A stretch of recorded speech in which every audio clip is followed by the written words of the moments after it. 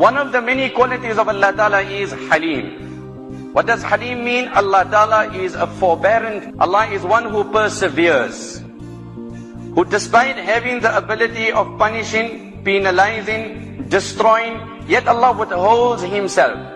Allah does not react emotionally to situations. And Allah's quality of tolerance and forbearance knows no limits.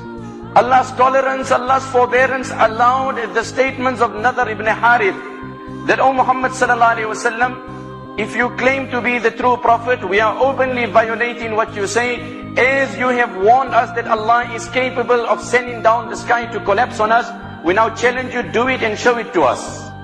So throughout the times and the ages, Allah Ta'ala gave such grace. When Allah gave this grace, man foolishly interpreted the grace as if Allah condoned the wrong he did. Well, we're doing what we're doing. I don't see any change in my life. I see no tragedies. I see no catastrophes. I see no setback. I doubt that the Almighty has a problem with what I do. The Yahud used to come and greet Nabi alayhi salam, and they never used to say Assalamu alayk. They used to say Assalamu alayk. May death come upon you, O Muhammad. In ambiguity of speech, not very explicit, using vague language, but of course Allah revealed their ulterior motives.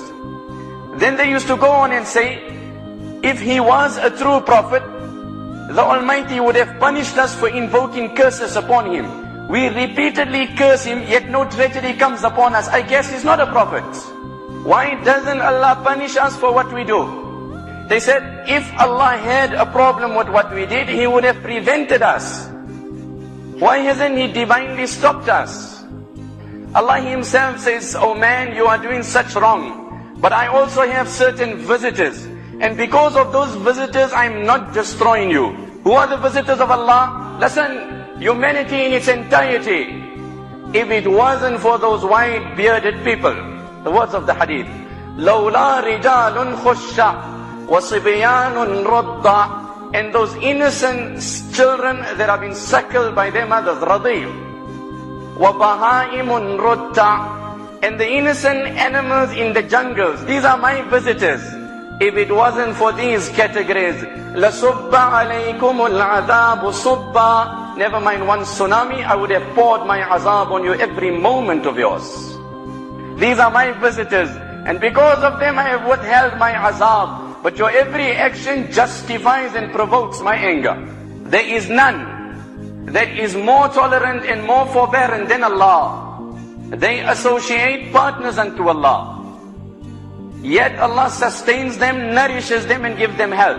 Maulana Muhammad Umar Sahib rahimahumullah nawwarallahu marqadahu used to say, never mind when an earthquake takes place, that the earth is in Allah's control. It's not that the earth is out of Allah's control. He says, never mind humans, only that amount of ants will die in that earthquake, how much Allah has decided and decreed. Only that amount of ants, precisely to the proportion of Allah. So Allah sends about these situations. I was in Canada when the tsunami took place, and the next day I was hopping onto a flight to Amsterdam. So I took the paper as is routine and I just browsed through. I read an article, I guess it featured across the globe, and it took the front page of every newspaper, an article, and there was a woman whose words were reflected, and these were the words that she said, God, we did you nothing, why did you do this to us?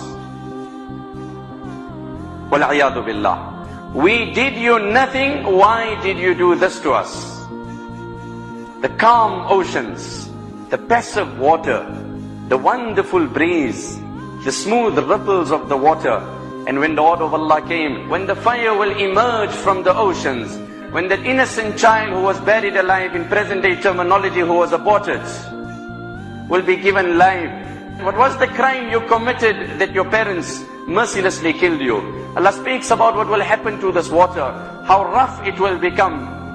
Yet when you're enveloped by a storm in the center of the ocean, and death surrounds you, and crisis around you, then you abandon all your false deities and you turn to one Allah alone. When He grants you deliverance from the rough waters, from the high tides, and He takes you to shore, أعرضتم, you abandon Allah. It's not the first time, you always do this.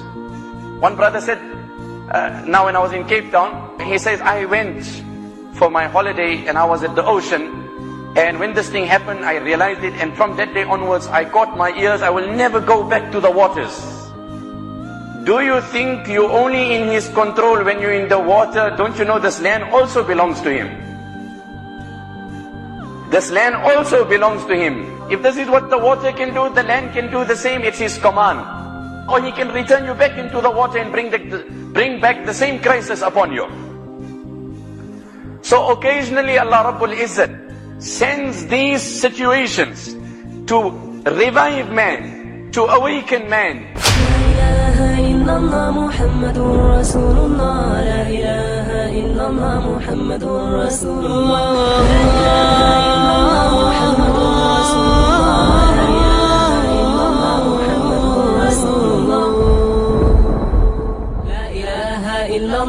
محمد رسول الله لا إله إلا الله محمد رسول الله لا إله إلا الله